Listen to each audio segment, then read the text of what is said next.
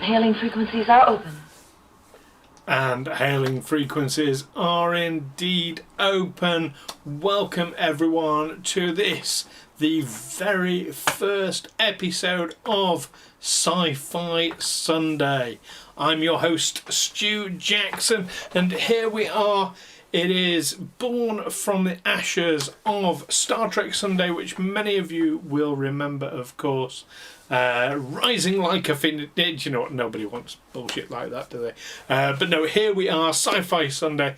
It's new, it's retooled, it's going to be fantastic, and we have a brilliant episode ahead for you. Hello to some of you in the chat there, to Ben, of course, from Trek Wars and Fantasy, an amazing stream which you all should subscribe to instantly. We have Usher, the B-Daddy himself, Lee Varron, from our first season of Star Trek Adventures. So glad you can join us.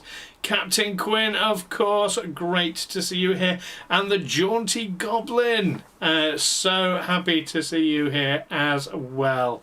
Thank you all for joining, and thanks to everyone watching for coming and joining on this episode. And like I say, it is a brilliant episode we have lined up for you. I am going to be doing a deep dive on the number 47 in Star Trek. Something that crops up time and time again. We'll be looking at why that is and what its significance is. I will be doing a fan focus interview. It's actually an interview I recorded a few days ago with a very, very special guest talking about their favourite, I suppose you would call it culture, aspect of geekdom, if you like, and it's a fascinating interview ahead for that. We will be taking a visit to the Divine Treasury, where I'll be doing an unboxing of a very special Eagle Moss Hero Collector shuttle set, Star Trek shuttle set. We will be getting out Grabthar's toolbox and building the Enterprise NCC 1701D, or at least part of it. Indeed. And of course we have not only the latest Star Trek news, but general sci-fi news as well. Well, gosh, that is an awful lot to get through.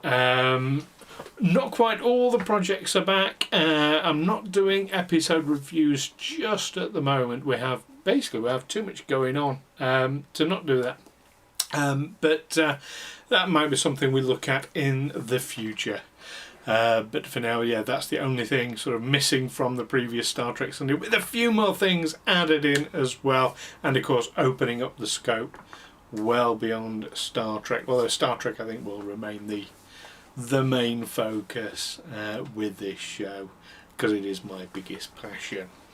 So, deep dive on the number 47. That's our first segment. Now, if you're really, really eagle-eyed when watching Star Trek, you will realise that the number 47 makes frequent references in dialogue, on computer screens and such like. Now, the origin of the significance of the number 47 in Star Trek can be traced to Joe Menosky. Now, Joe was a writer on The Next Generation and then later on Voyager, and he attended Pomona College in California. Now, this is quite significant because at Pomona there is a club called the 47 Society. Now, what the 47 Society claim is that there's mathematical proof that all numbers are equal to 47, and that the number 47 occurs with greater frequency in nature than other numbers. 74, obviously the reversal of 47, 74 makes frequent reappearances as well, as does 23, which is half of 47 rounded down. So Joe was a member of this particular club. He first started including references to the number 47 in his scripts for the 4th season of The Next Generation, and this in-joke quickly caught on amongst the rest of the writing staff. Since then, references to 47 have been included in many episodes of and the movies of all the modern series. Now, according to Ronald D. Moore, however, the number of 47 references in later seasons of Deep Space Nine did start to drop as the production staff were starting to get a bit bored with the in-joke. But when asked in an interview about the significance of the number, Rick Berman once joked that 47 is 42 but corrected for inflation. Referring to 42, of course, as the answer to the ultimate question of life, the universe and everything from Douglas Adams's Hitchhiker's Guide to the Galaxy. This joke of including the number 47 continued even in J.J. Abrams' movie Star Trek, the first of the reboots, as there are frequent 47s to be found throughout that alternate reality. Abrams, incidentally, had also used the number frequently in his TV series Alias as well, quite some years prior to that. And in the Star Trek Online RPG, a major hub for Federation players to interact inside Earth space dock is in fact on Deck 47. Off to the side of the promenade on Earth space dock, a player can even dance the night away at Club 47. Did he have anything to do with the 47s? I gather it refers to the year. Do you mean the 40? Is it the 49s? The Amelia Earhart Voyager episode? I think was it the 47s? Might be the 47s. Yeah. Quite probably he did. So this number crops up time and time again, quite often just on its own as a reference, but also as part of strings of numbers or in groups of numbers. But just to give you where it crops up as a standalone number alone, you have The Next Generation, Season 4, Season 5, Season 6, Season 7, Deep Space Nine. All 7 seasons have references to the number 47. Voyager, all 7 seasons have reference to this number. Enterprise, all 4 seasons have reference to it. Discovery, Seasons 1 and Season 2 has reference to it. And in the films, there's references in Generations, First Contact, Nemesis, and as I say, in J.J. Abrams' Star Trek 2012. There we are. So that is the number 47. So yes, the 47s. Do you know what? I'm going to check if it's... I've got it in my head it's the 49s, but it might... You're probably absolutely right. It's the 47s. And yes, that would not surprise me at all. And what a coincidence that would be if Amelia Earhart disappeared in 1947. I am not going to name every single reference because there are lots and lots of episodes. There are multiple references within single episodes. So literally this would be hours and hours and hours of streaming of me just listing out stuff. So no, Ben, I'm going to spare you the pain of that. But you know what? When you're watching Star Trek now, keep an eye out for it. Definitely the 47s. Yeah, I wouldn't be surprised. Do you know what? I'm going to check out if Joe was the writer on the 47s. Wouldn't surprise me. I'll let you know in chat, because right now we are going over to an interview with a man who I admire very greatly. I was really lucky to get him to interview, to talk about his favourite aspect of geekdom. So let's go over to that interview right now, and enjoy.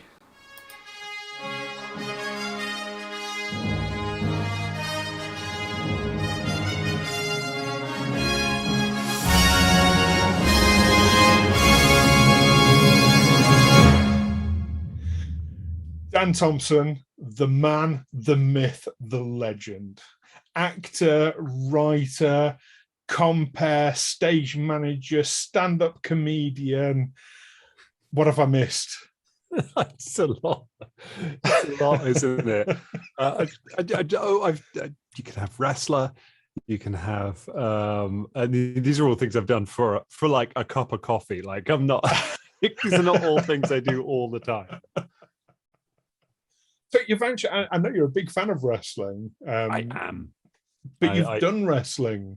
I've done wrestling, yes. Back in, because I've been a wrestling fan since I was 10 years old, I think. And yeah, when I was 18, me and my mate Ben went to a wrestling school in Sittingbourne, in the great luxurious city of Sittingbourne. They have there's a wrestling school there, and we were there about a year after the famous wrestler Finn Balor was there. Anyone who's a wrestling fan, you'll know he's a very successful wrestler in America. Yeah, he was there, not the same time as we were. We were there. We were the significantly more disappointing class after he had been there. We did it for one summer, and then I got horrible, landed on my head, almost broke my foot. Never did it again. How'd you break your foot landing on your head? What happens is you land on your head, and then it's very hard to control the rest of your landing because you're not really conscious of where the rest of it is. And then I just kind of crumpled, and I'm not entirely sure what happened to my foot, but yeah, it was a lot of pain. Wrestling is no joke. But it was maybe that's something we'll talk about one day, because that's a topic of interest. But today, well, I've gone full fanboy with what we're talking about today. I know we're matching. Like I should go change. Well, we're not matching on everything. And do you know what? Matt, our very own Bosch from Star Trek Adventures, would kill me if I don't do this. We need a leggings check. Oh my goodness, it's been so long because we don't really do Dangerous Wednesdays anymore. We don't really live stream for Danger Club, so I haven't had a leggings check in ages. But that was the entirety of 2020. Every week with what leggings you wear. I am not wearing leggings today, but you're very happy to see this is not a jacket. This is a boiler suit. That like a stripe down the sleeve. So it's like a Kill Bill kind of thing. I love it very, very much. I've been living in this since New Year. Although I did realize the other day that it's the clenched version is kind of the ladies' cut, but you know, it gives me childbearing hips, so I'm very happy with it. Excellent. And is Bubba aware that you're wearing this decorated with birds? It is. Well, it's only decorated with birds if you, I've not signed various scientific theories it is birds, but it is in fact dinosaurs. Yes, because you hit a certain age, people stop asking you what your favorite dinosaur is. So I'm going to ask you actually before we get going, what's your favorite dinosaur then? Outrageous that people would ask that. I like a Brachiosaurus. I used to be just like I like the biggest one, but they keep finding bigger ones. And so it's very hard to kind of maintain a favorite. Like it's very hard to be in the sauropod game, Stu. It's like the goalposts are constantly moving on it as they come up with new dinosaurs. I like the iguanodon. It's iguanodon, the one that's just permanently giving a little thumbs up. I think that's a real. I think he's a real fun kind of guy. Very positive. But that's none of that's what we're actually here to talk about today, is it? Because when I gave this list of all these different things that you do, we didn't mention the one thing we are here, which is, of course, you are a games master for the very successful Danger Club podcast role play game. So the first question I'm going to ask you, Dan, I want you to picture the scene. Okay. Right. You're in Washington, D.C. You're stood outside the White House. You're handing out flyers for the Danger Club, because why wouldn't you? That's what I would be doing. Yeah. Exactly. Right. And behind you on the lawn of the White House, this huge flying saucer lands. Out of it steps Klaatu. That's the Michael Rene version, not the more recent one. He comes up to you. You give him a flyer, and he says to you, "What is a role-playing game?" Goodness gracious! I'm from glad another planet. How would he know any reference? I find it outrageous that anyone could achieve spaceflight without having role-playing games in their life. How would you ever be inspired to do something like that? I'm glad you specified the alien. Like when you were like, "Oh, I'm going to ask you how would you explain to it an alien what a role-playing game is?" And I'm like, there's a broad spectrum of aliens here. Like some of them will be best explained by screaming and running. Although if a xenomorph is running at you, you might as well try and explain how THACO works to it, because it will give you something to do with that is last 3 seconds. You might just confuse it. Gosh, you can tell you've got me on coming, we're rambling all over. So a role-playing game, or a role-playing game to explain to somebody who has never heard of what it is to an alien. It's collaborative storytelling, I suppose, is what it is. It is a story, but it's one, rather than being told by a single person, it's told by a group of people who are sat around together, who all contribute and all add things in order to make the story what it is. But crucially, it has an element of randomness to it, and it has an element of a game to it. It's not just an improvised story. And I think I literally was just listening to a podcast today about how that's becoming a sort of turning point in role-playing games and how the design works. But crucially, yes, there has to be an element of randomness, and there has to be an element of it being a game, rather than it just being a pure narration. That's what I would say to presumably we have a universal translator or a Babel fish, or otherwise it's just going to be confused. He speaks English like most aliens do. Oh, good. Well, that's convenient. From the 1950s. Yeah, it's interesting you say about the random. I always think that's a really important part, because that creates the element of danger. That creates the risk, doesn't it? It does. There's a wonderful card game called Once Upon a Time, which I used to love playing, and it's a collaborative storytelling card game. It's basically a very, very stripped down role-playing game, and the way it works is you have story cards. All of your cards have kind of element stories on it. So you might have like a prince, they had a fight, a castle. Something is sinister. You have all these sort of things, and then you have an ending card, which is will say something like, "And they never saw him again." And your job is to tell a story, mentioning things that are on your cards. And as you mention the things that are on your cards, you can place the card down, have it out your hand. Once all of your story cards are placed, you can place your ending card, you can end the story, and you win the game. The twist is that if you say anything which is on anyone's card around the table, so if I'm trying to play my prince and I'm like, "Oh, the prince was at a ball," and you've got a card that says the ball, you can put your ball on the table, Stu, and you can, wouldn't be the first time. All the things to pick, and you can take over the story. So then it's your, and the other person has to pick up, and that's how that is the game element. And I remember trying to introduce this to a group of drama students when I was at university as a kind of storytelling exercise, and I was like, this is, it's a way of creating story. And what happened was, as soon as they got into it, they all started showing each other their cards and started collaborating and putting the cards out and laying out and developing a story and workshopping it. And I was like, this is a good creative thing, but we're not actually playing the game now. This is not what we're doing. And so the nerd in me was a little bit like, because that's how the rules work. So it's like, okay. Also, that's when you're a drama student, that kind of just becomes work. But yeah, that is an important part of it for me, because it adds the extra storyteller to the game. You have 4 or 5 people around, all contributing ideas, but you don't have that element of randomness. You don't have that element of jeopardy unless you have the game to it. And I think collaborative storytelling is a wonderful thing. It's how we get movies and how we get a lot of books and games and things like that. But it's not a role-playing game. It's a different kind of experience. And I do think that's changed. I think that is changing the gaming.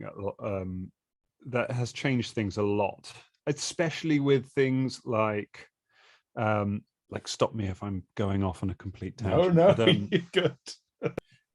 I think what has happened where we've got kind of more, you've got something like Dungeons and Dragons 5th edition, which is a very narrative heavy, quite rules light. It's not rules light, but it's rules fudge. Like the rules don't really matter. It can kind of be whatever you want it to be, and kind of a mix of that, and then something like Critical Role, which has really been kind of, that one show really is the sort of the reason for role-playing games in general being so enormous now. But it does create a very particular image of what a role-playing game is, and it creates these kind of, it has a lot of big dramatic moments and a lot of things like that. And I think you have a lot of players now who, you want every game to be a movie. You want so you look at something like kind of the Avengers and the way everything comes together in that, and players are like, well, I want that. I want my role-playing game to be that in every scene. I want it to be the most dramatic thing. I want to kill the boss on the last possible second, just before everything goes wrong. And you can engineer that, but once you sort of if you engineer that constantly, then it's not quite, you lose the essence of what makes these games special, which is those moments are special because they happen rarely. Because they, you have to have a lot of fights that kind of, you just roll the fight in seconds and there's no drama, or or someone dies in a pointless way, and that becomes a pivotal moment, or you have to have these really random moments to make it so that time when you kill the boss on the last possible second means something. And I think it's that randomness that makes it very important. There you go. There's your very long. The alien's probably bored by now. He's probably gone off to. He's not going to find another planet. Well, obviously, this is something you're very passionate about, and you know an awful lot about. And you mentioned, back at drama school and doing things. So going way, way back in the mists of time. I mean, you're younger than I am, so I can say stuff like this. Little Dan, what's Little Dan's very first memory of role-playing games? What's your introduction? It's super early. It's probably not even, I guess maybe just about at secondary school. So kind of maybe 13, maybe early teens.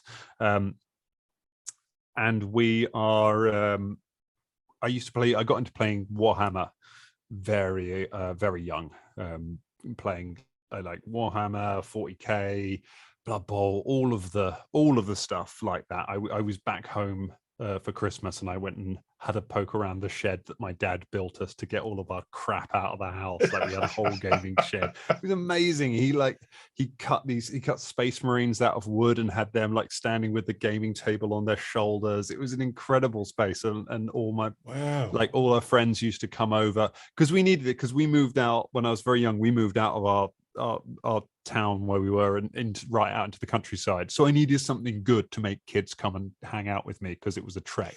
Like you couldn't get there on a bike, so it had to be like something that was worth asking your parents for a lift for. So we had this thing where we do gaming, and one of the games that I got really into early on was Warhammer Quest, which was an advanced, I can't say an advanced version of Hero Quest, because I think Advanced Hero Quest was also a game, but it was like advanced Hero Quest, And it's a board game version of Dungeons and Dragons. It's a bunch of heroes moving around the board and fighting monsters.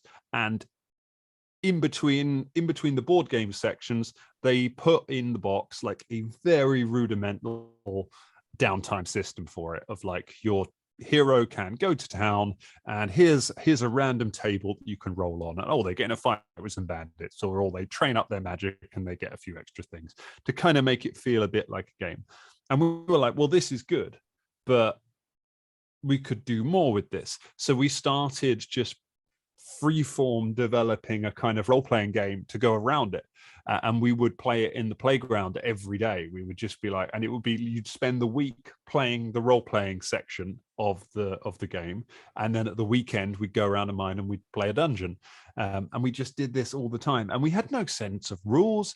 There was no die rolling. It was like the system was pick a number between 1 and 10, and you had to pick the number or numbers that the GM was thinking of, and we wouldn't call it I don't even know what we called it, but whoever was running the game, if you guessed like 4 and the GM's thinking 4, it's like, congratulations, you've killed the monster. And that was all it was. And so we used to just play this all the time, and then I would take it home and I would play. I've got one brother, so he's a younger brother, so he had to play the games I wanted to play. So then I would like run solo games for him. While we were away on holiday, we'd be out on a. I remember we were out on a holiday on a friend's boat around the Greek islands, and our parents were like, "Oh, do you guys want to like sit in the dinghy in the evening, because that would be cool, that would be an adventure?" And we're like, "Oh yeah, great, we get to like have our own little boat," and we're sitting in our own little boat out the back of the main boat while it's moored up there. And of course now I understand that's because it was gin and tonic time, and the adults wanted to just sit and have a drink with us, kids in a boat.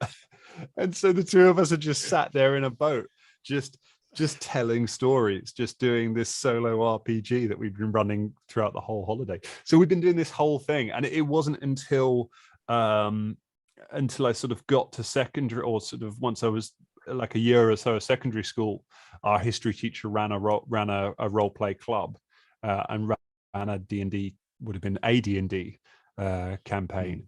And so I went and joined that, and I played a couple of games of AD&D, and started understanding that.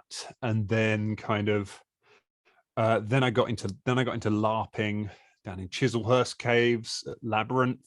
I found out my friends decided to go LARPing. They discovered this live action role play thing where you could go run around caves and hit people with swords. And I found out that they booked to go on it, and they hadn't told me. They were trying to they'd made a pact between themselves to try and keep it secret from me. And they eventually, like when I found out, they were just like, "It's because you'll get really into it, and you might embarrass us." And so they eventually begrudgingly took me along, and I did. I was in a bright orange robe made of curtains and a blue cape, and we all had a bit of money to buy a weapon. I didn't buy a weapon, I bought a crown. And it was fantastic. I had a great time. And then from then on, I just started playing other games. And when I was kind of 16, 17, started discovering things like World of Darkness, which anyone who liked their edgy gaming in the early 2000s, that was your late 90s, early 2000s. World of Darkness was where you were if you were an edgy gamer, and playing all and just discovering all sorts of different systems and things like that. And I've been playing stuff like that ever since, and it's led to now being almost a job. Yeah. Well, that's it. I mean, it's absolutely clear that this is something that's been a major part of your life since nipperhood. You obviously get an awful lot out of it. What would you say is the biggest thing you get on a personal, internal level? I think it uses up a portion of my brain that that I need to focus on something. So I found out last year from talking to my mum that there is a good chance that I have ADHD.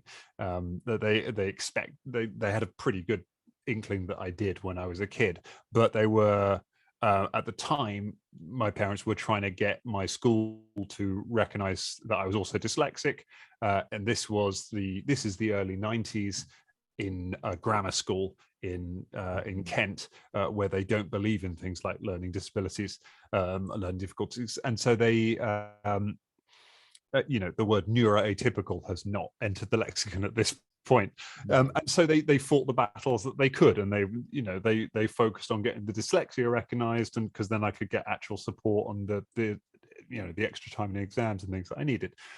But it does explain a lot of things, because my brain is always in about 3 different places all at once, trying to focus on different things and obsessing over lots of different things. And it is quite helpful for me to have a thing that I can be obsessed over that is endlessly creative and that I can then have an easy outlet for. If I were more organized, I would churn that into being a writer. And I have done it with written projects, and I've done comic books and films and things. But it is just, I find it is very helpful to me to have that part of my brain that is just constantly trying to be like, make stuff, to be like, okay, you live in this world now. You live in, I'm going to anchor you in Galarian, or in the Pact Worlds, or Forgotten Realm, or wherever. You can, you live there now, make stuff, and it can create all this stuff.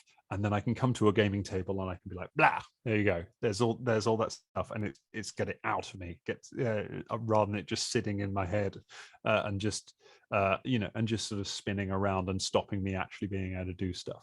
So it is kind of it's that need to create, it's that need to get stuff out and to have that story. It's weird because I don't think of it as a sort of an escapism thing. A lot of people are sort of, it's an escape from your daily life, and it really isn't for me. I really love my life. I've got a wonderful wife. I've got a wonderful home. I've got a lovely family, and I'm very happy with that.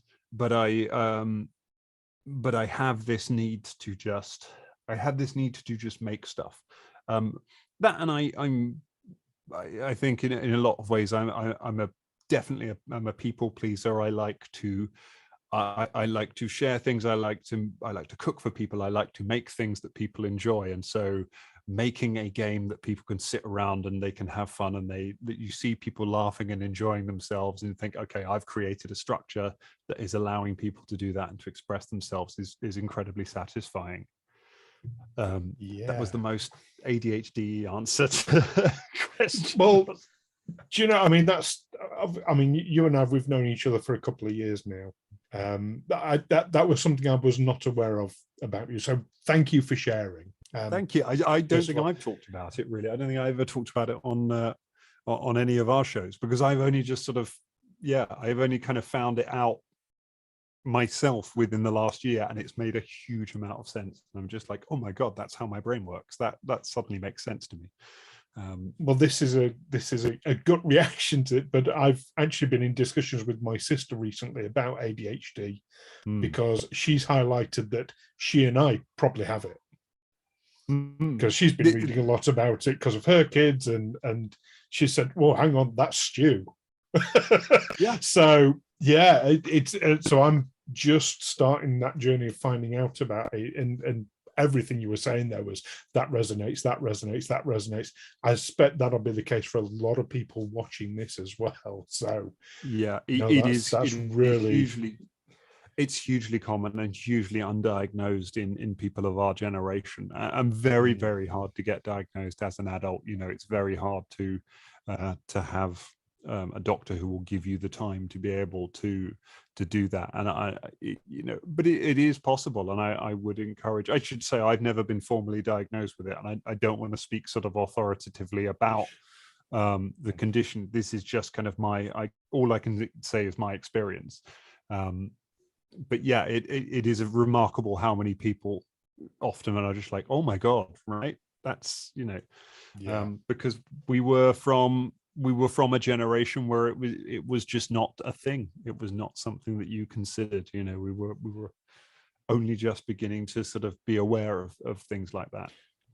Well, that's it. I remember my first hearing about it was through the media, and it was like, well, it's just another word for being naughty or misbehaved. And that was it, which obviously it isn't, but yeah. Yeah, and you knew the kid who had ADHD in your school, and you would talk, that was almost like, oh, that's the kid that's always in trouble, or that's the kid that, it was supposed to be a very sort of extreme thing. And it was kind of, those were the only cases that were diagnosed, and not kind of like, I used to we had somebody in who, when I was very small, at my first school, we had I think it was my first time at the first term at a new school when we moved house, and they had a guest speaker in to do a talk on something or other, and apparently I got up out of my chair. This is like 7-8 years old probably, and I get up out of my chair and just started wandering around the room and just started looking out the window and like fiddling about with stuff, and the teacher was furious and was like all ready to just rip me apart at the end of this thing. And they get to the end of the talk, and the speaker asks for questions, and no one has anything, and I come forward with a list of questions and notes and things on it, because I'm listening, but I can't just sit and listen. I have to sit, listen, and do something else. I'm just like, oh my, those things. And when you hear that, you're just like, oh my God, everything makes sense suddenly. Oh yeah. It's the same with me in school. Like every time teacher, I'd be staring out the window, looking at everything, but everything would be still going in. I'd be processing it, just not. Yeah, focus was kind of all over the place, but yeah. Exactly. Anyway, we've gotten off track ever so slightly, but no, thank you for sharing that. Thank you. That's really good. Back onto role play games, though. Obviously, there's a lot of different systems out there, and some are better at some aspects of the game than others, and and vice versa. But thinking about role playing games as a whole, as a big generalized big basket. If you could change one thing about all of them, what would it be? That's a hell of a question, isn't it? It is. I think I would change. I would change some of the fundamental problems within the industry that produces them.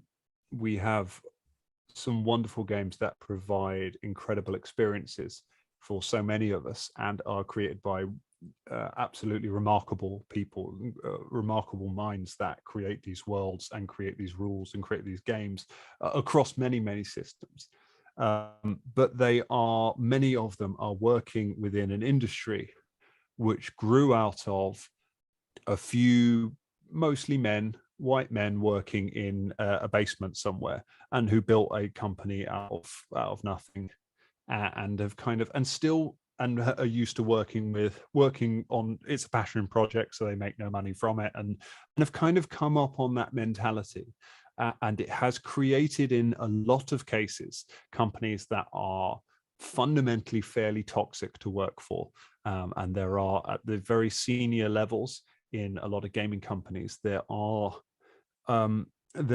people and there are attitudes that are not in sync with the people who are playing and are consuming these games, and in many cases are not in sync with the actual output of the games themselves. It's something we've seen very publicly in the last year with with the unionized Paizo movement, Yes. where Paizo, who produce Pathfinder and Starfinder, it's sort of been revealed that there are a huge number of problems, and I don't want to go into specific kind of allegations or cases, but there are definite issues with the way that company is run, and on a very senior level. And it's because it is run by a group of people who have this attitude that you should be grateful to work in this industry. This is your dream.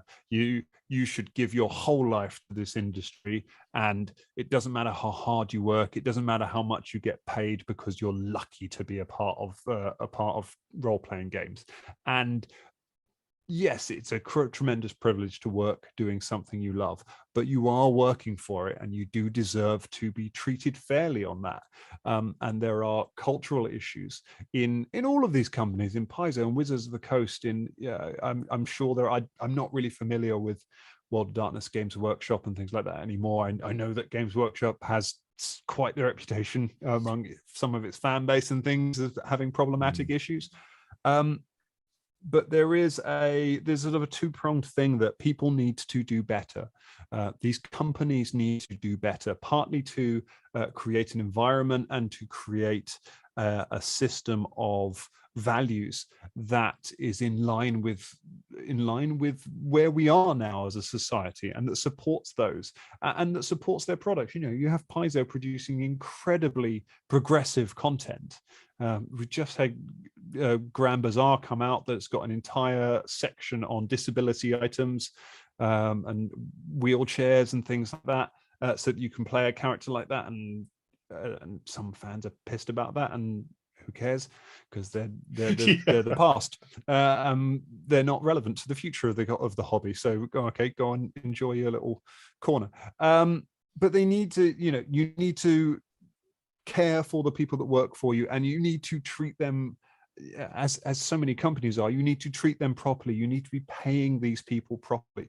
The people who are making the games that we love, and that you and me, Stu, we're making Pathfinder second edition podcast content. We're loving this, and we've had so many hours of joy out of these things. And the people who are writing these are working second jobs, because they can't afford to live in the city that they are living in on the money that they're being paid for making this. And that is outrageous.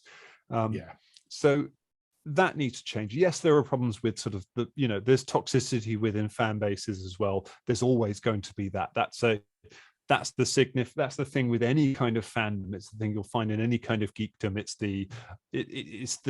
the toxic cycle of, I love this, I define myself by this, I need this, I own this, you can't have this. And it's that happens in every kind of fandom, and it happens there.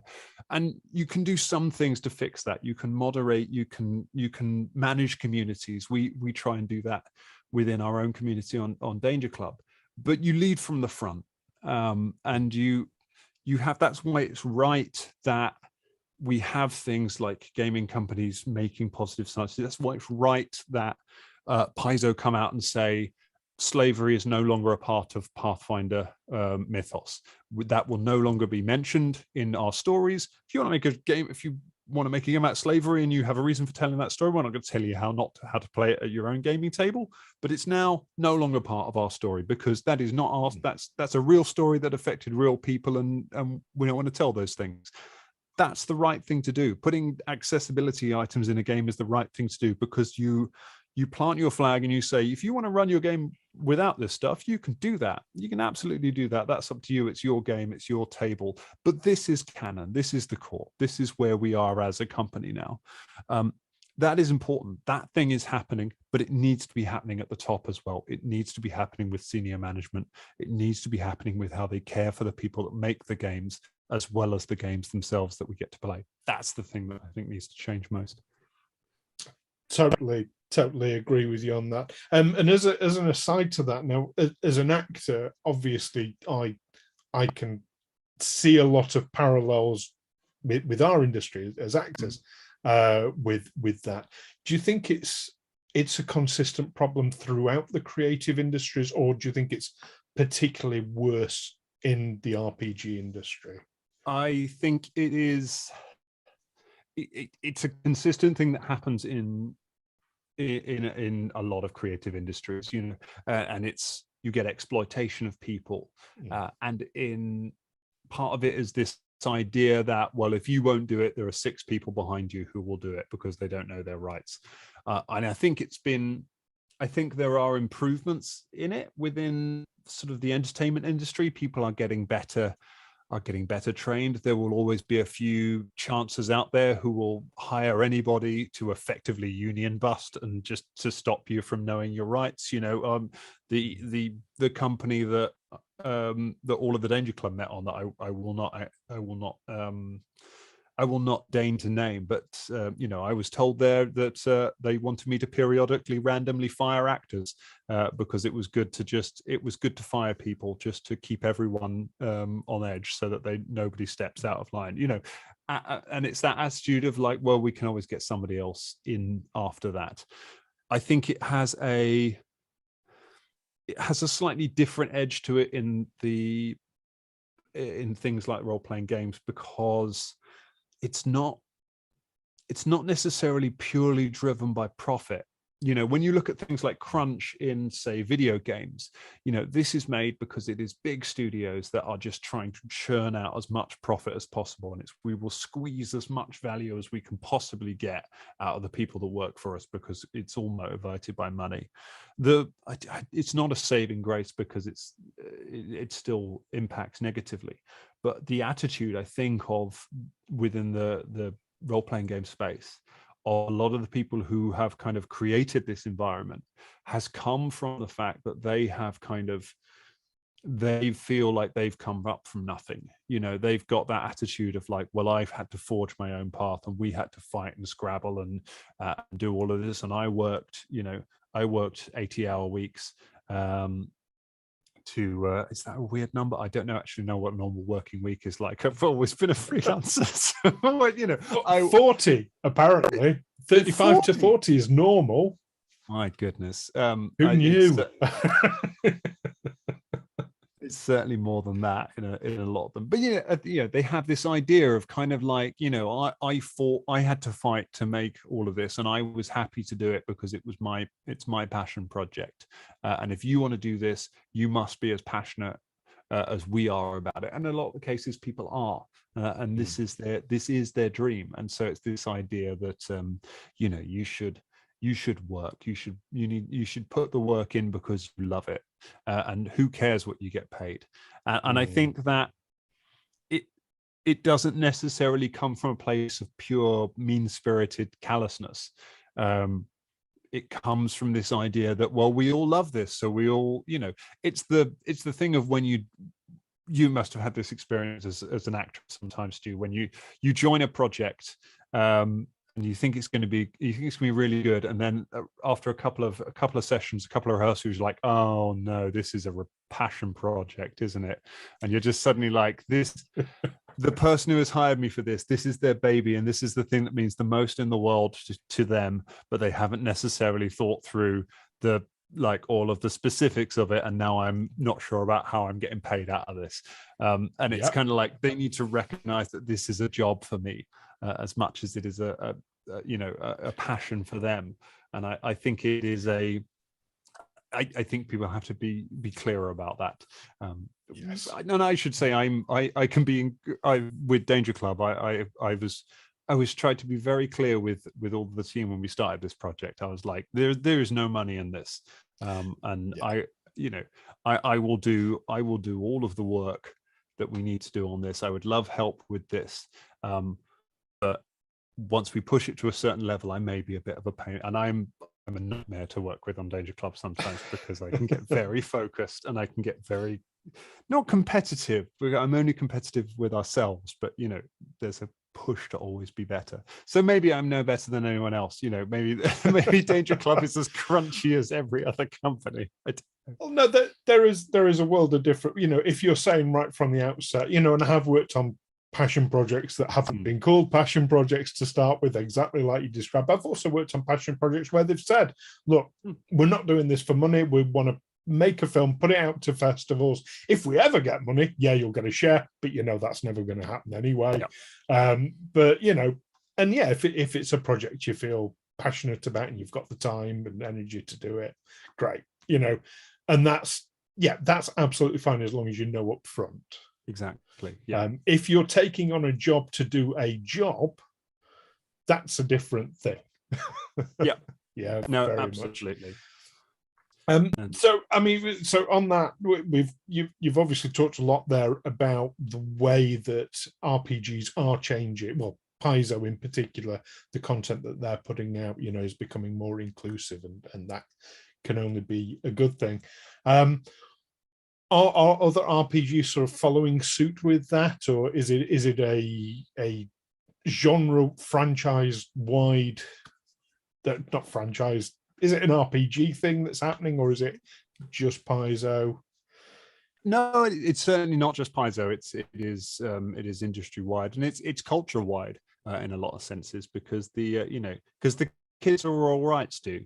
That's what's going on. It's the I think we are blessed with a younger generation who have a much better sense of the world and a much more confident sense of themselves, and are willing to stand up and say what they dislike about a product and what they dislike about the way a company is run, and what they want changing, and that is forcing change. And I think that is for the best. We are starting to see we're seeing better practices in terms of the content that we receive. We're seeing more inclusive content. We're seeing this idea that role-playing games are for everybody and not a game for a group of white men in their 40s sitting in a basement. And we are, it wasn't that long ago. It was when we were playing something like third edition D&D, that like 3.5 was 2000 that comes out, or third edition's 2000. So we're only, we're 20 years on from that, and that's a game that was deliberately designed to exclude people. It was a game that was part of the game's design philosophy, was to make it hard, because that will weed out the people who aren't really dedicated to it, which is such a ridiculous idea and such a stupid business idea. It's like, oh, let's make a product that some people can't use. We've seen so many good things in terms of it becoming a game that is for everybody, and becoming a kind of game that is like, this game can be whatever you want it to be, and sections of it don't have to be for you. And if you don't want to play a game in the Mwangi expansion, you don't need any of these books. That's fine. But some people want to play that game, and that game is there for them. We're also seeing. I've also in the last year seen some really good strides in terms of general accessibility for games, partly through the pandemic, through necessity. We've had an increase in online gaming and better platforms for playing games online. So things like virtual tabletops are what they're called. Things like Roll20 is one. Foundry is a new one, which is very good. And there's things that let you play games almost on a virtual board together, which has allowed us to kind of keep playing through the pandemic. But also it's allowed people to connect from around the world. I've effectively been to a Gen Con, which I never thought I would do, because I went to the online version, and me and my buddy Chris Alakar from Danger Club Discord, who we went to Gen Con together virtually, and he's in Alabama and I'm here, and we went and we played a game together, and that was lovely. And I think that's that's a very important thing as well, in terms of bringing people together and breaking down barriers for it. You've got things like D&D Beyond, and what will be coming with Pathfinder Nexus, which is the Path and World of Darkness Nexus, and everything Nexus, because it seems like Demi-Plane are taking over everything on that front. But online tools that let you make a character online and roll your dice online, and really remove the need for you to have piles of rule books and piles of dice, and things that are lovely to have but not necessarily important and in the grand scheme of it. It allows anyone who doesn't people who don't know anything about it, you can say, well, just log onto this website, click this thing, follow the instructions, you've got a character, we can play together. And I think that's very important to remove those barriers and to welcome new people in. So I think that will become a part of it. I think there are pitfalls in that. I think I worry about I worry about games becoming too similar. And I worry about everything, because fifth edition has become such a monster and such a huge money spinner, that there is now a whole generation of people who won't play anything else, and it kind of create and a lot of kind of third party games are like, well, this is just D&D, but it's the fifth edition version of Space, or it's the fifth edition version of Mad Max, and it's kind of like, yeah, okay, it's kind of the same game. And I do worry that kind of limits creativity, and I am always excited when there are other things coming out, but at the same time, stuff like Kickstarter has launched a whole raft of new independent games that have nothing to do with any of that, and that's where some of the most creative work in the whole industry is being done. We always have it's one of my favorite things we do every year at Christmas for Danger Club is we run a mini series through December where we just pick an indie game. And we play that. So we've played Come Dice With Me by Kieran Gillen, the comic writer, which is the Come Dine With Me role-playing game. We've played Brindlewood Bay, which is about it's like a mix of Murder, She Wrote and Call of Cthulhu. It's it's such a weird game, and I love it. And so that gives me hope that there is that kind of that seed of creativity will stay there. While kind of the hobby kind of just finds new ways to bring people in, because ultimately that's what we want. We want more people playing it, and we want people playing games that aren't for us. I want, I don't watch Critical Role, but I love it for that. I love that it will bring. I love that there are teenagers playing these games, and I could go over to it and I could listen in on a bit of the game, and I could be like, I don't understand anything that's going on in this. This is not for me. Brilliant. Bring that on. More games for people. Let them play their own games. Don't force people to play our game.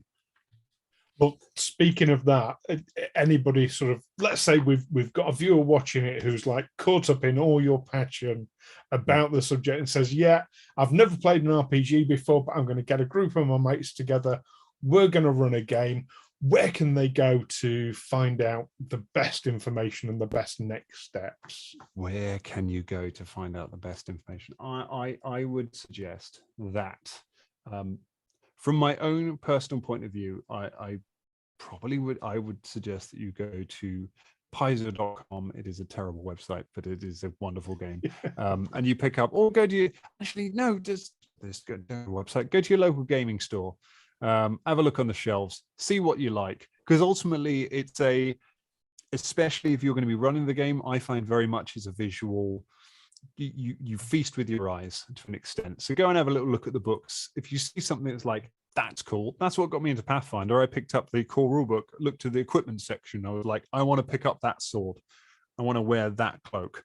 And then it's like, well, then I have to play this game. Go. And you can go to you will find D&D is an easier system to begin with, and you might find that is a good one to start you on as well. I don't actually know. I assume it's called dnd.com or something like that. I don't know what the website is, but you can Google it. Get a beginner's box. That's the best way to start playing it. Get the Pathfinder beginner's box. Get the D&D beginner's box. You can also get them on Roll20. So you can play it online if you want to, and those games will kind of talk you through it bit by bit. There are also lots of, if you ask in a local gaming shop, they will be able to point you in the direction of sort of a local gaming group. That can be a good way. That's how I started playing it, was kind of finding other people who were playing games and just turning up and just being like, oh, can I play a little elf in your game? And getting involved that way. So it is certainly easier. But yeah, don't be put off by it. Don't be intimidated by it. Just whatever you want to play, pick that up, work back from there, figure out how you get to that. That's how you end up playing the stuff you want to. Or just, make it up, pick a number between 1 and 10. That works. Excellent. And of course, if people wanted to do it the way I did it, which was start by listening to an awesome podcast and pick up the rules that way, some of which we later found out were not accurate. Obviously, the Danger Club podcast is an excellent one for people to go to. Where can people find that? I can tell you, if you're trying to learn the rules for Pathfinder 2nd Edition through the Danger Club podcast, then strap in for a journey, because we get stuff wrong all the time. But that's exactly what I did. There's no wrong rule when you are. There's no wrong rule when you're playing your own game, despite what it may feel like every week when you see the feedback on it. So you can follow the Danger Club at dangerclubpodcast.com, or look up the Danger Club podcast on any of your podcast apps. iTunes, is iTunes even a thing now? Apple Podcasts, I think it's called. Apple Podcasts, Google Podcasts, the Spotify. You can get it on Alexa. You can ask Alexa to play the Danger Club podcast now, or you can find us on Facebook and Facebook, on YouTube, and it's all /Danger Club podcast, except Twitter, where we're Danger Club Pod, because you can't have enough characters on Twitter. But that's where all of our stuff is. We play Pathfinder every single week. We also have a Patreon show. If you want to throw us a bit of money and help us out, you can subscribe and you get another show on there, which is playing other games and exploring different things. And we've got some really fun stuff. We're recording tomorrow, so we'll be recording the first episode of our brand new show tomorrow. So there's never been a better time to jump on and see where we're at. Can you give us any teasers about the new show?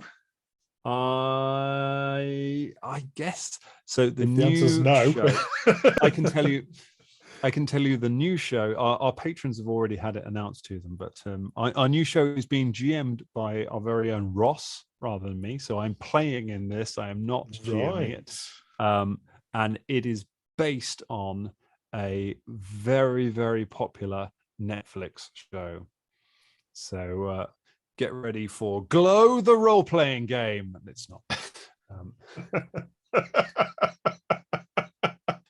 Excellent. Well, that's definitely something. It's not Glow.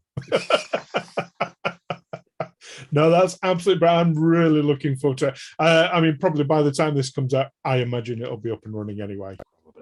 But no, that's definitely one to look at. And like you say, more information at dangerclubpodcast.com. I'll stick links up and what have you throughout. Anyway, well, this has been really interesting, and I just love your passion, man.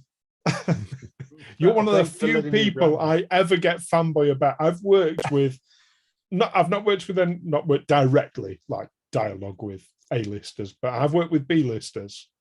Never get fanboy about any of them, because an actor's just an actor. When I met the Danger Club podcast, fell to pieces. Oh my God! Oh! Oh, Stu, well, you're as much a part of the club as any of us. You've got the shirt. And there aren't many people who have one of those. That's because you are part of the gang. An amazing podcaster yourself. If you're looking into actual play podcasts, if you're looking to hear people play Pathfinder, go and listen to Stu's podcast as well, Tales from the 20 Side, because it's a riot. It really is good fun. Thank you. We'll stick a link to that. I've got Chardonnay with me right there. See. The wolf. Fantastic. Well, this has been absolutely brilliant, and all the best for 2020 and where the podcast goes from there. Thank you very much, Stu. Thank you, everyone. See you. Hello. Bye. In a world of heroes, Hailing frequencies are open.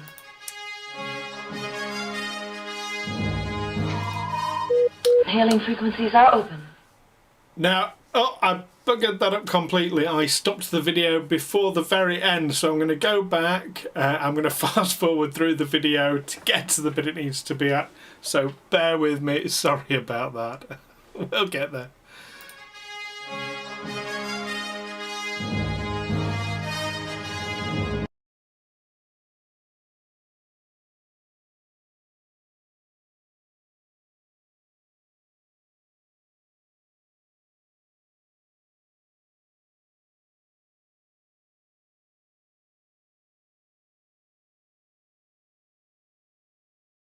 See ya. Hello.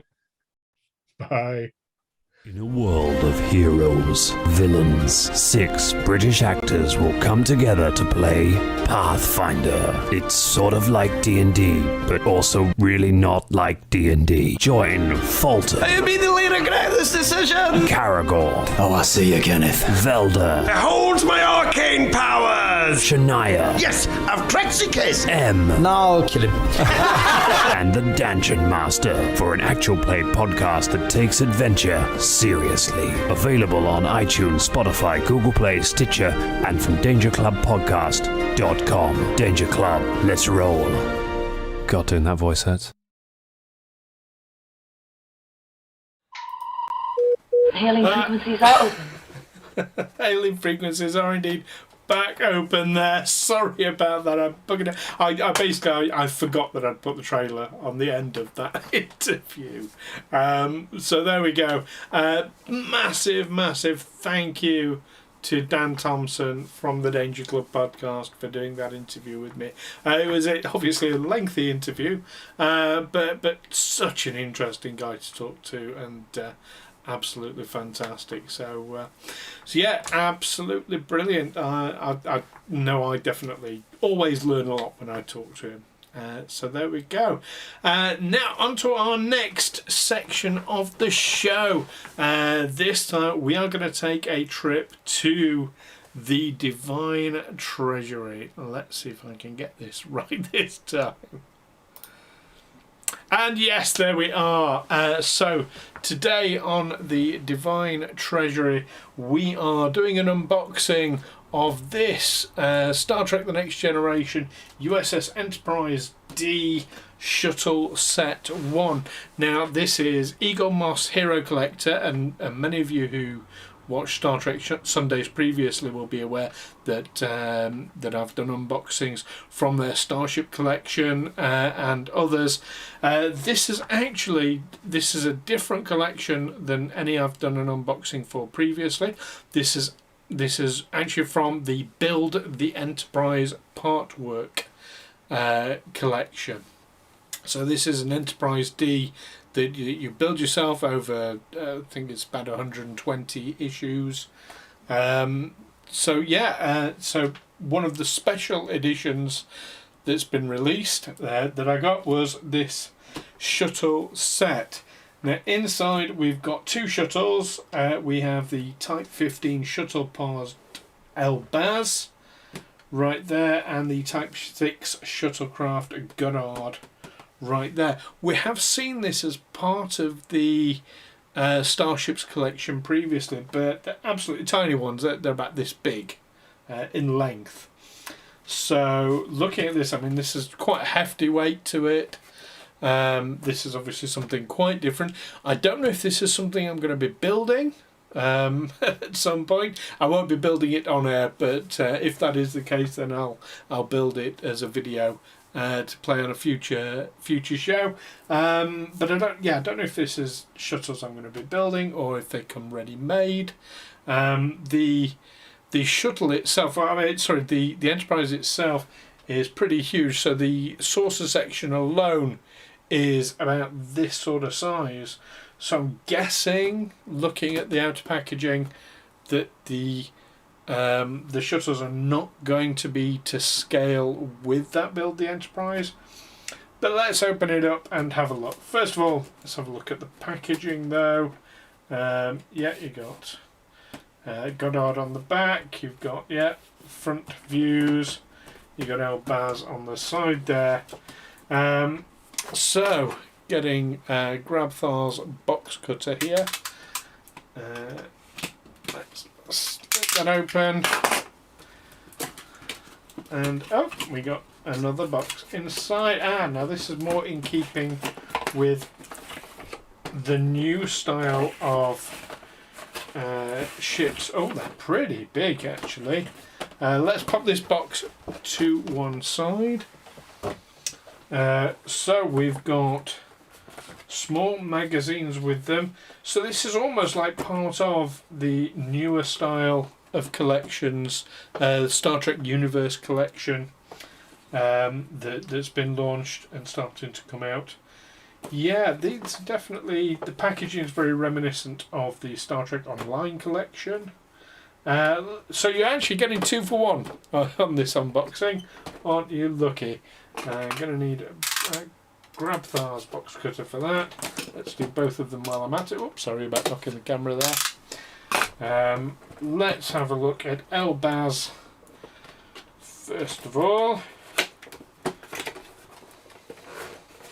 And I say you've had these. You've had a Type 15 shuttle pod, but I think it was number 2, if I'm remembering that correctly, from the Starship collection. So it wasn't actually Elbaz. There we are. So yeah, it's a nice chunky model there. Lovely design. Yeah, nice set of detail. There's not much detail on the bottom, but then there wasn't much detail on the bottom. If there wasn't much detail on it overall, but so it's in keeping. Very, very nice. Obviously you've got a stand there, and oh, you've got a coup de gramme sheet as well that goes with it, which you got with the shuttle collections from the Eager Moss. So yeah, this is just like much bigger version. Interesting. Let's have a look at Goddard as well.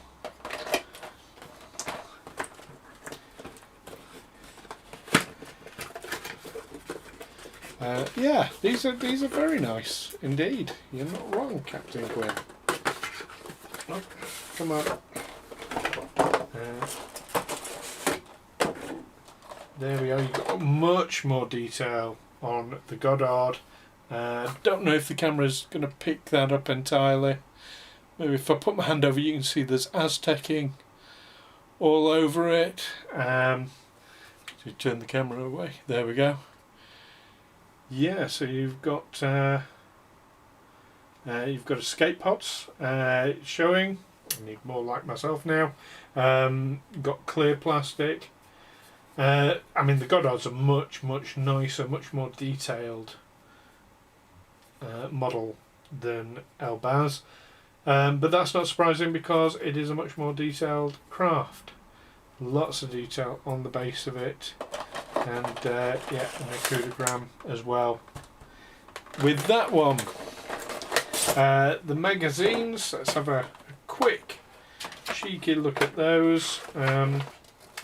Yeah, talking about the Type 6 in general, some shots from the series, overall dimensions. Yeah, general, nice, lots of nice pictures about it, and a bit on how it was designed. And I'm imagining we're getting the same sort of thing for the Type 15 shuttle pod. Oh yes, Times Squared, that was Elbaz. Where the Enterprise keeps going round in a loop and keeps getting destroyed over and over and over again.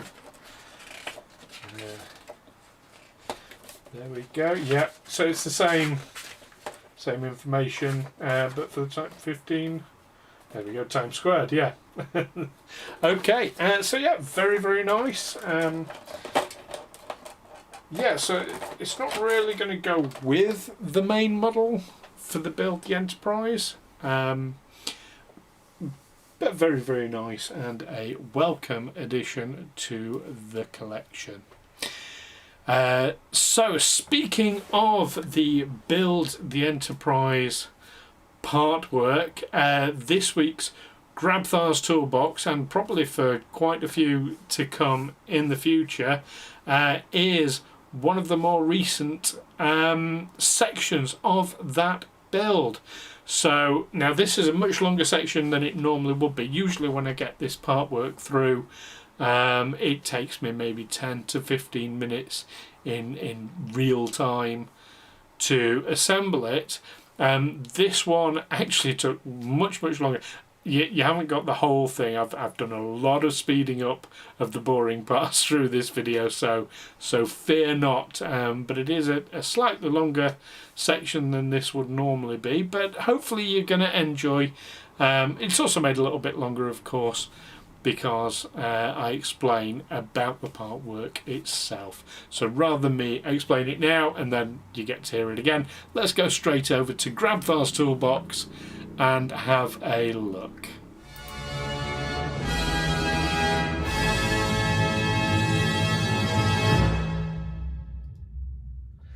Hello and welcome to this new weekly segment, part of Sci-Fi Sunday, the Build Your Own Enterprise from Eaglemoss and Hero Collector.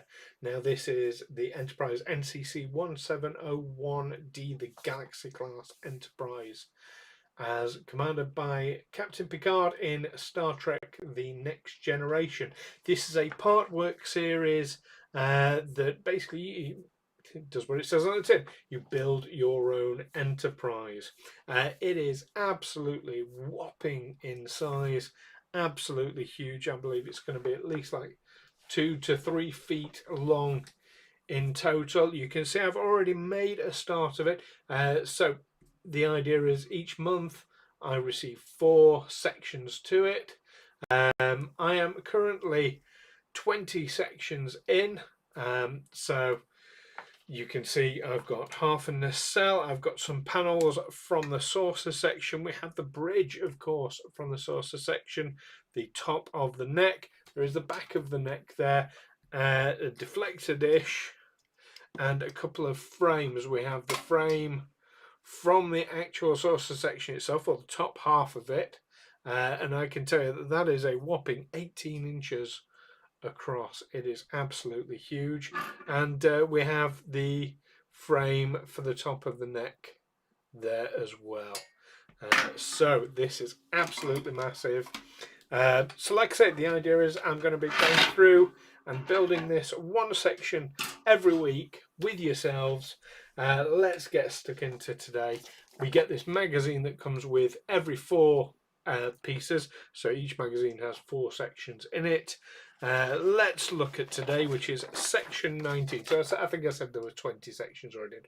There's 18 already been done. But there we are. Here is how each section comes. You get a card with the number at the top. Then you get various bits and pieces on sprues there. There we can see in this particular one there are some more panels for the source section.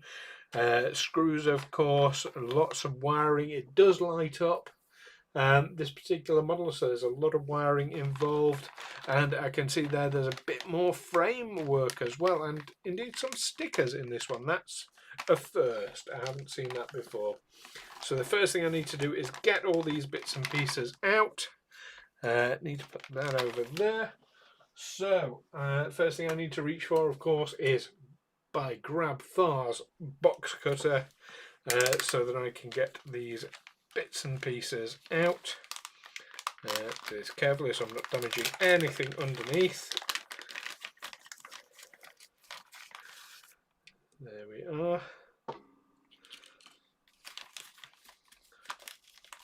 I think in future sessions, in fact, what I'm going to do, I'm going to cut away dramatically and I'm going to clear the decks of all the previous pieces so that we get a clear workbench before I go any further. So just like Q would do it, here we go. And there we go. I have left out, there is the power supply for the lights. We often need that for testing the lights as we build. And I've left the frames out. I'm not so worried about those getting in the way, but there we go. That gives us far more space to work and is much easier. So let's pop the sprues up there. Let's pop screws into there.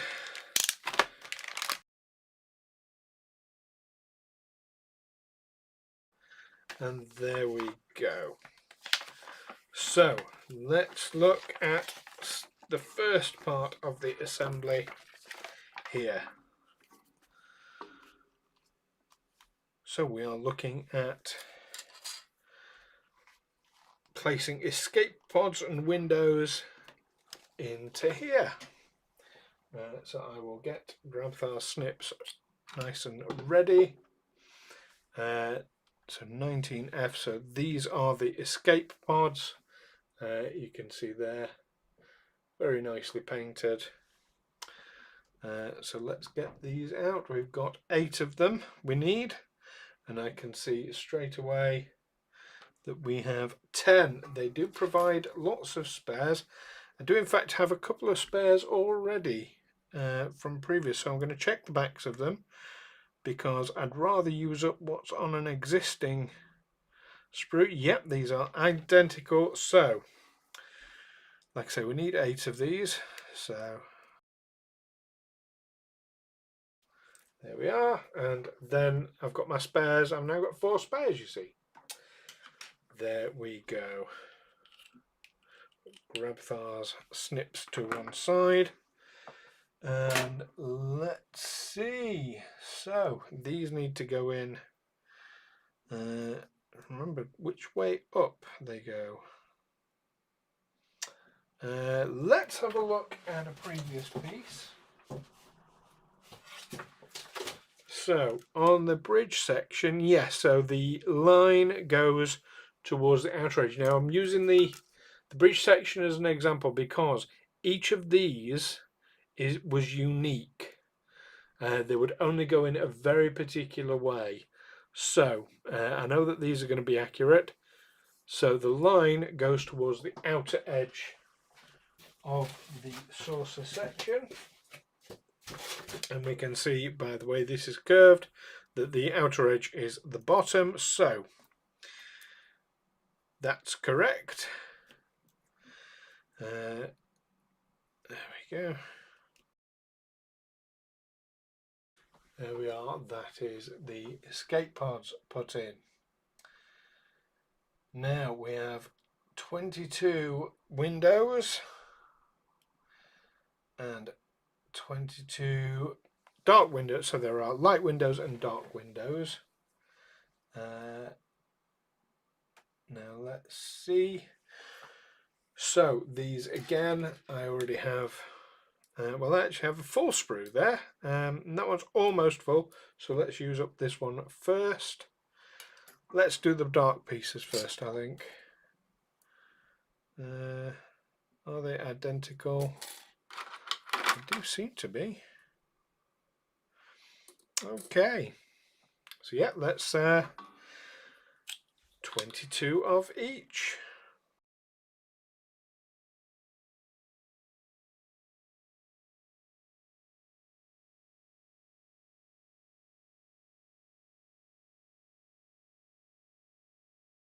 And there we are. That is 22 clear windows and 22 blacked out windows, all cut out, ready. Now the next thing is a little bit painstaking, this bit, but the next thing is to get them in the right places. Now I could theoretically just put them wherever I liked. However, I do like to follow the plan laid out. I don't know, what I'm not sure of is whether the lighting, the way the lights are fitted, would be affected by any of this or not. So so I do tend to stick very close to the plan, not just very close, but actually exactly as per the plan, just to be on the safe side.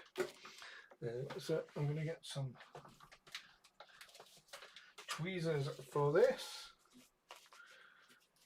Grabthars by Grabthars tweezers. And yeah, a little bit painstaking, but hey, you get to have this fast forwarded through at least.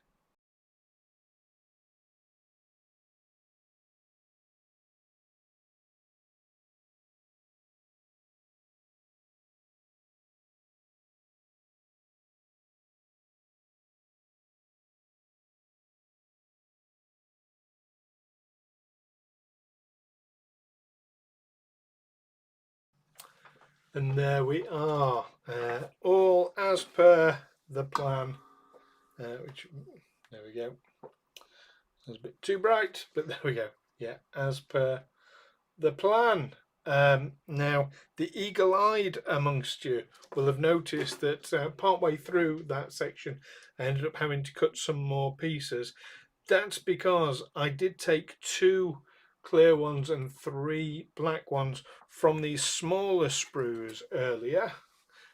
These are actually longer pieces. The length of the overall piece is the same, but if I can get this up nice and close, you'll see there is a bit which sticks through the hole, basically, and those bits were longer on these smaller sprues than they are on the other sprues. If I can get it the right way round, there we are.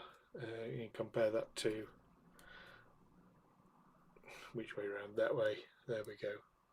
You can see they're much longer. Yeah, so that's why I had to recut some, but that's fine, we'll save those for later. Okay, so we're on to the next stage now, and I have to be very careful because they're just pasted in there very delicately, and just touching them might lift them out, and then they have to be reseated. Done that many times. So the next bit, cover the 4 dark windows with a sticker. So we are on with the stickers.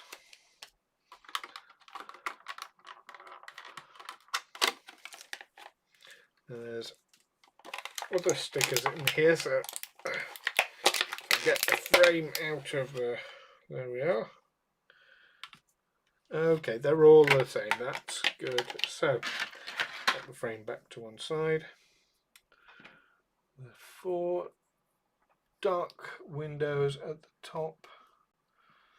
So that's these 4 here with one of these stickers. Okay.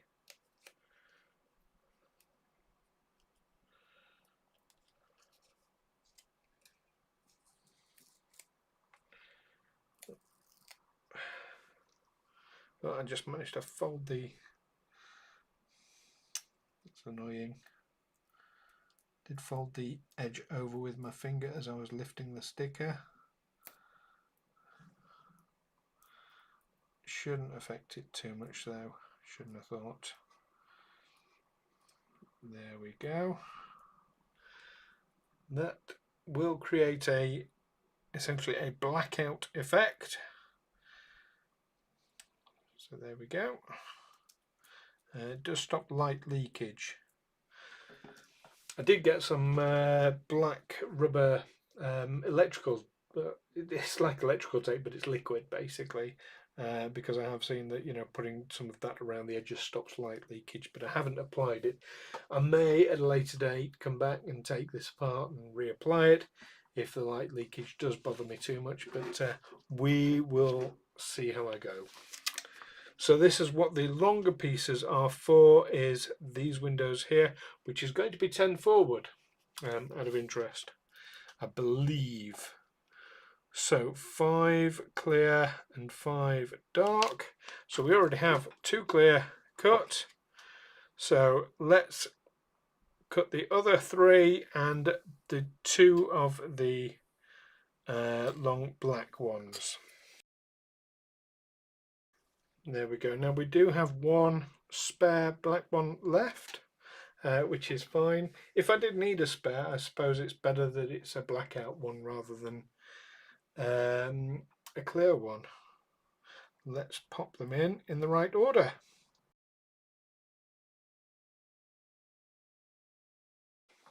And there we are. I did displace a couple when I was putting those in. That's how easily it's done. Just the act of touching them can lift them out. But there we go. Now, the next bit, looking at this,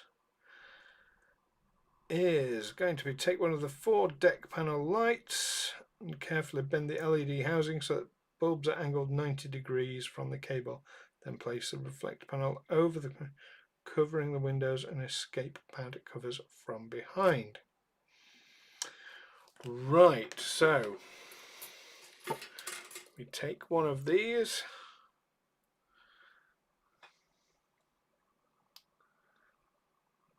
and we are bending so it's on a 90-degree angle each side. There we go. And we take the plate and place it over there like so. Now the next thing, I need to prepare 2 screws, BP. Now the interesting thing is the first letter is the size of screw, the second letter is either P or M, so it's for whether it's going into plastic or metal. I'll hold that a bit closer so you can see. There we go. So I need to prepare 2 BP screws. Here we are.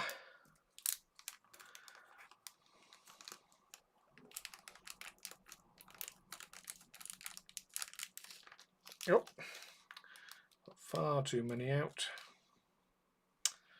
Where's Grabthar's tweezers? There we are. Grabthar's grabbers even. There we go. Pump that back. And of course we're going to need Grabthar's screwdriver. Now this is the actual screwdriver that comes with the set. I do have better quality screwdrivers, but I like to use the one that actually came with it. Hey, it's not a bad screwdriver. I'm saying that like it's poor quality. It's not poor quality. I've got better is the simple answer. So what I'm going to do initially is put these in. I'm not going to tighten them up, just enough so that they bite, and then I'm going to put the lights in and tighten them up.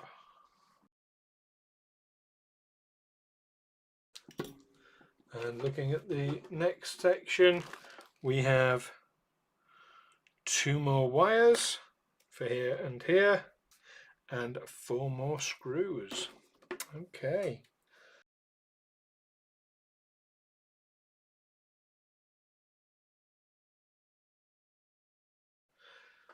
I just realised you're getting a really nice picture of the top of my hand there. Do you know what? I might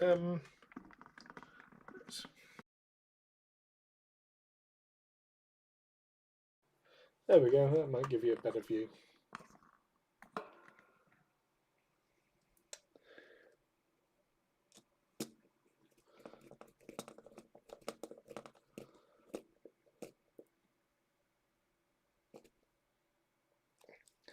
And there we are. Right, there we are. That's all secure. And you can see you've got all dark windows and light windows there. I wouldn't be surprised if the next bit is for me to test it. Nope, we're going to attach this now to the frame. So now it's being very specific about where the wires go, which is good and unsurprising.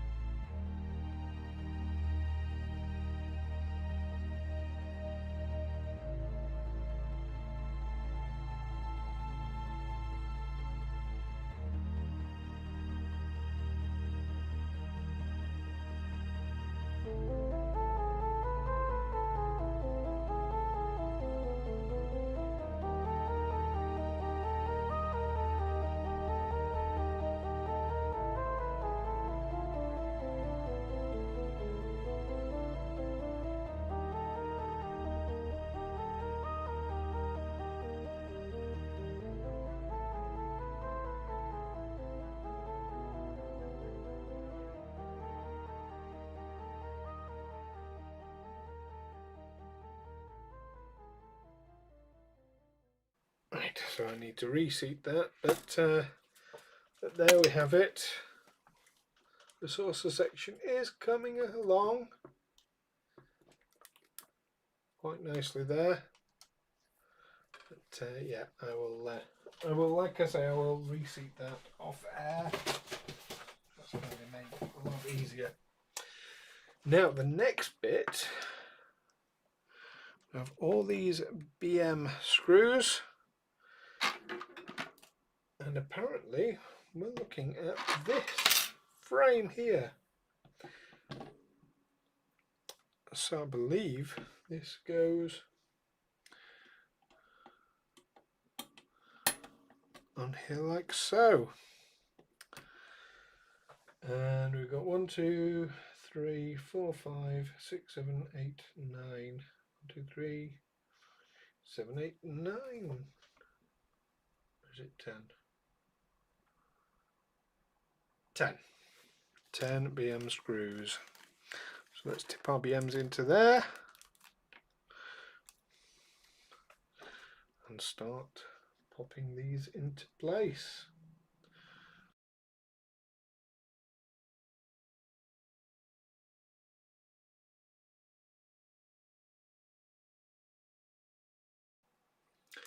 Now, as I come in to put in the last of these 10 screws, just a reminder that with the metal screws, what I need to do is just turn them in until I start to get a bit of resistance, then turn it back a couple of turns just to remove that swarf, because these are actually cutting into the metal.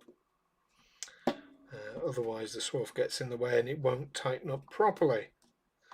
So there we are, just getting resistance there. So back, well, I actually do 3 or 4 back, it doesn't need that much, but there we go, and you get lots more turns out of it. You know as soon as you've done it, because it's suddenly much looser than it was. So there we go, that's a bit of frame added to another bit of frame for the Battle Bridge area.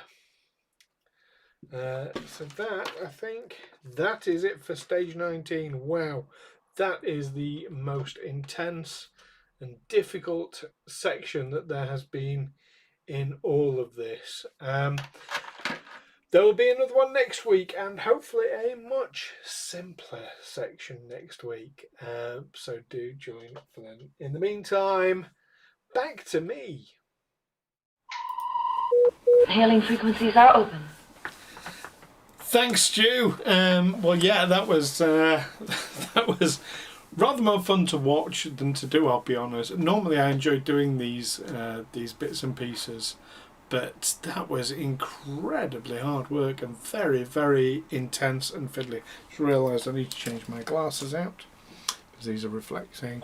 There we go. Yeah, much more intense than it normally is.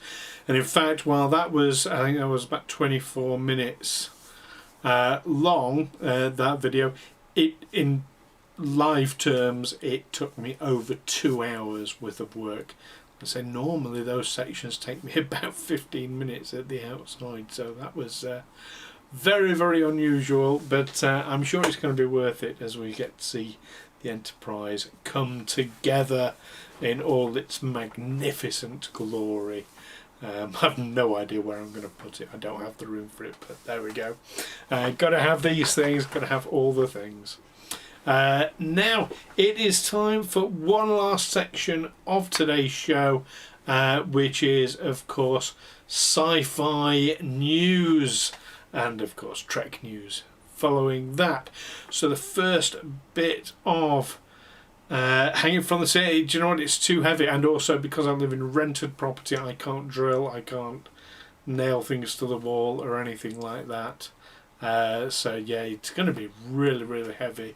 There is a specialist stand you can get for it, but I'm sure I will work something out. I always do. Yeah, so sci-fi news, and the first bit is to do with the new The Batman movie starring Robert Pattinson, of course. A new trailer has dropped for this week.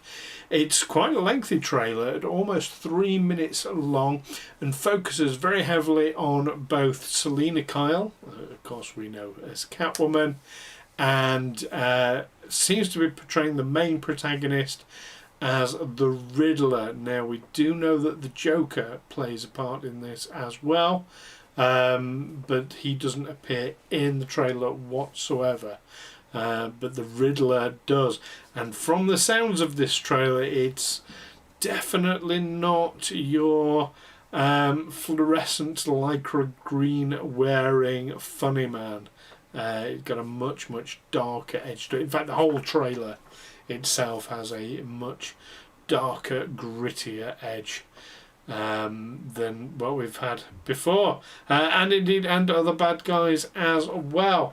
Now, in this trailer, we get to see Robert Pattinson, obviously, as Bruce Wayne a few times. I'm going to be honest, I thought he looked ill in this movie. Now, that's got to be lighting and makeup and what have you, but he looked really drawn and gaunt, and he did not look well at all. Have a look at the trailer.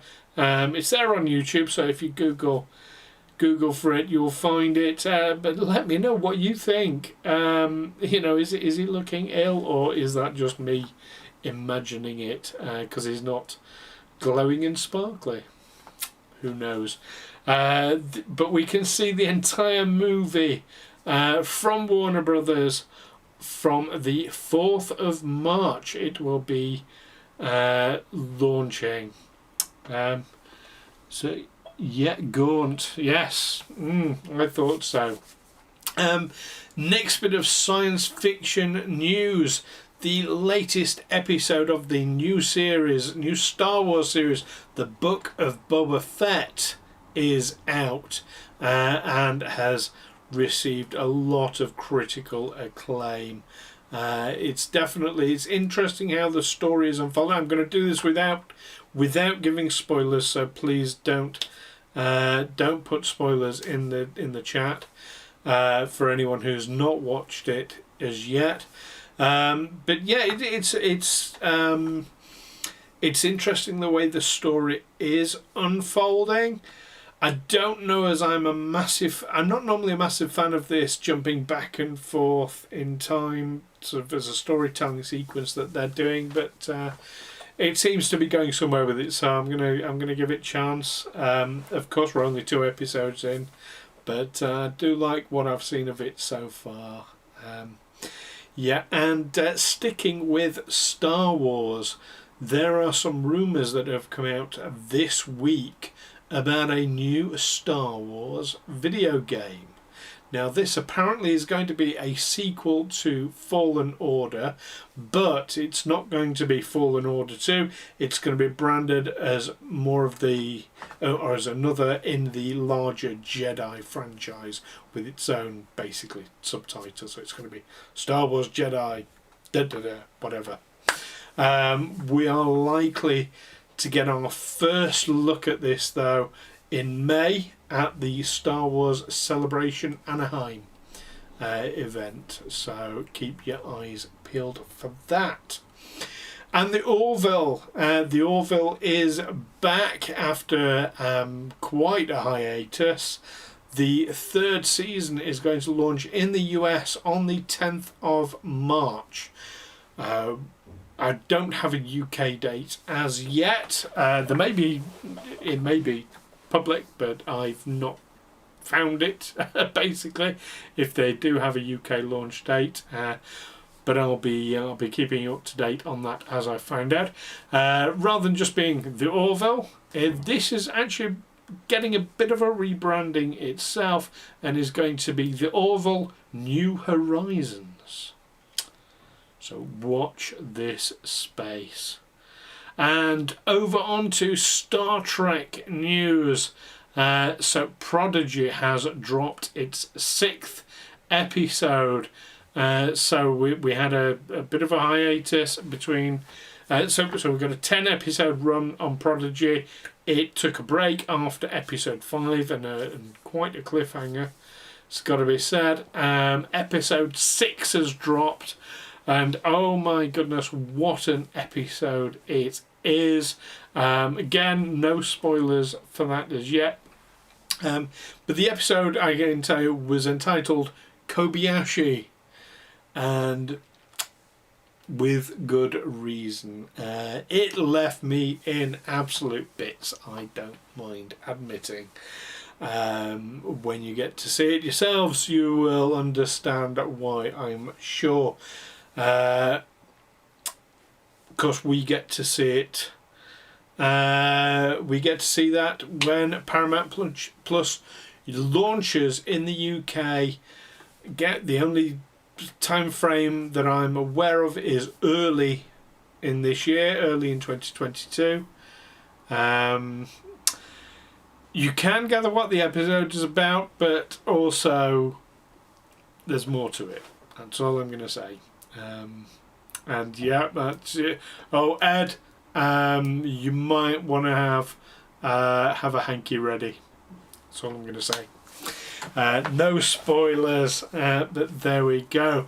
Now, speaking of, so while Prodigy just comes back from its mid-season break, Discovery has just gone into its mid-season break. We've just had our mid-season finale, and of course they dropped their mid-season trailer straight after, which was, wow, it's really looking to shape up. Season 4 is definitely shaping up to be absolutely blowing. I can't wait to find out all about 10C. Again, I'm doing this with as few spoilers as possible. If you don't know what that means, that's fine. If you know what it means, you know what I'm saying. It's kind of as simple as that. Dr. Kovic, definitely, I want to know more about him. I want to know so much more about him. He is so enigmatic. But yeah, the characters, the actors are absolutely bringing it as ever. And the story arcs are just absolutely phenomenal. Looking ahead, though, so that's our news for what has happened this week. One more bit of news: Picard had to shut down production because, wait for this, 50 people tested positive for COVID on Picard. Not Patrick Stewart, by all accounts. He's not one of those people, I believe. But yeah, 50 people they had to shut down. They are restarting again, but that's a hell of a knock. Something has gone horribly wrong there. But they are continuing with filming, so hopefully their schedules won't be knocked too badly by that. 50. Do you know what? I know I've said this sort of thing in the past. People do not take COVID seriously enough. Now, I mean, many people do. I'm not saying everybody doesn't take it. Many people do, but in general, I know governments definitely don't take it seriously enough because, profits are being lost. Well, screw that. People are dying. And I know, Omicron, perhaps not as severe, but it's much more highly transmissible. Anyway, so 50 people. Yeah. And this is going to be a production where they are taking precautions. There are productions out there that take it very seriously and put precautions in place. There are productions out there that don't. And I'm speaking with personal experience now as an actor. And yeah, Picard's going to be one where they are going to be taking it pretty seriously, you'd have thought, but clearly for something like that, not seriously enough. Something has gone horribly wrong there. But there we go. Anyway, but they are back to filming again, and like I say, hopefully they can get back on schedule soon. So looking ahead, because this is the first episode, not only of the year but ever, of Sci-Fi Sunday, not to be confused with Star Trek Sunday, which I used to do, but of Sci-Fi Sunday, let's have a look ahead to Star Trek what is coming this year? What do we have to look forward to? Now, I've mentioned this already. We've got the launch of Paramount Plus here in the UK early this year. That's as much as I'm aware of, which should bring all of Star Trek together into one place for us as viewers. I know they've handled Discovery badly with what they decided to do with Netflix, but at least they responded and did the deal with Pluto.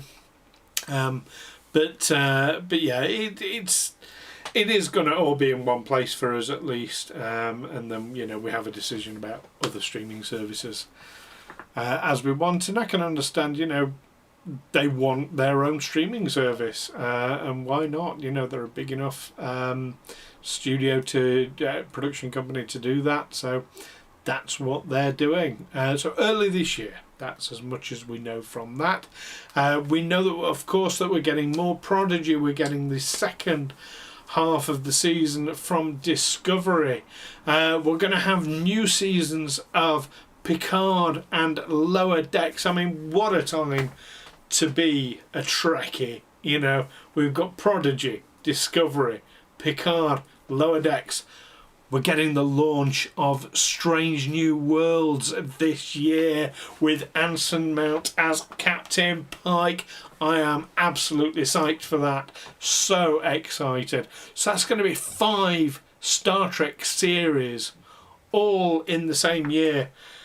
How phenomenal is that? What a time to be alive, I tell you. So yeah, the launch of Strange New Worlds is going to be fantastic. In spring, it's been a little while since we've had a new one of these.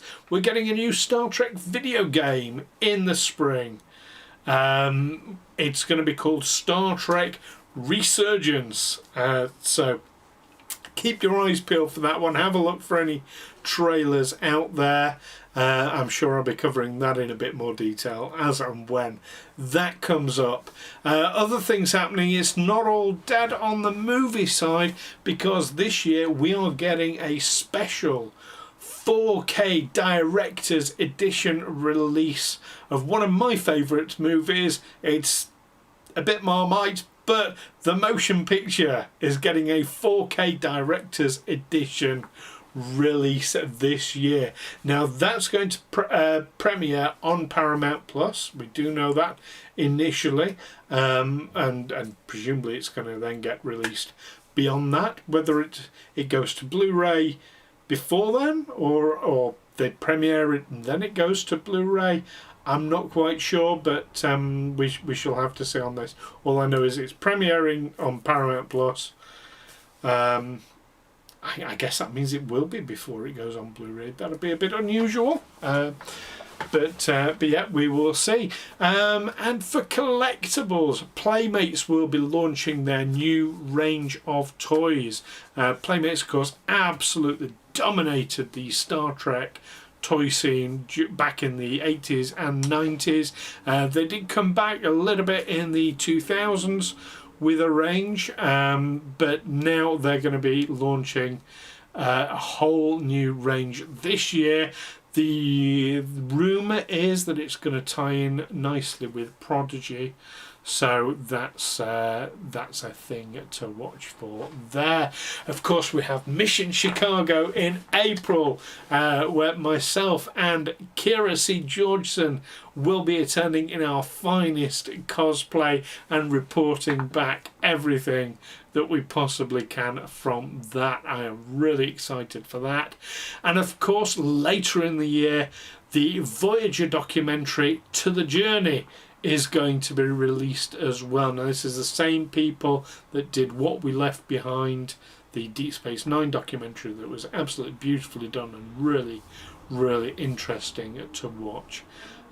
So yeah, that's definitely one to watch for. So there we go. That's it for this week. My goodness, what an episode it's been. 2 hours of streaming, but there's been an awful lot to get in there. So there we go. Don't forget to join next time when next week on Sunday, it is my birthday. So I have decided that we're going to do a deep dive on my favourite starship, the Defiant. There we go. We will be doing another fan focus interview, so you don't want to miss that one. Of course, paying another visit to the Divine Treasury. There'll be more building of the Enterprise, and of course the latest science fiction and Star Trek news. Oh my goodness. So that's it from me. I'm so glad that you've been able to join me today for this, and I look forward to seeing you all next week. But before I go, we always do the same sign off. Say it with me. Let's start with peace and long life, and live long and prosper. Take care.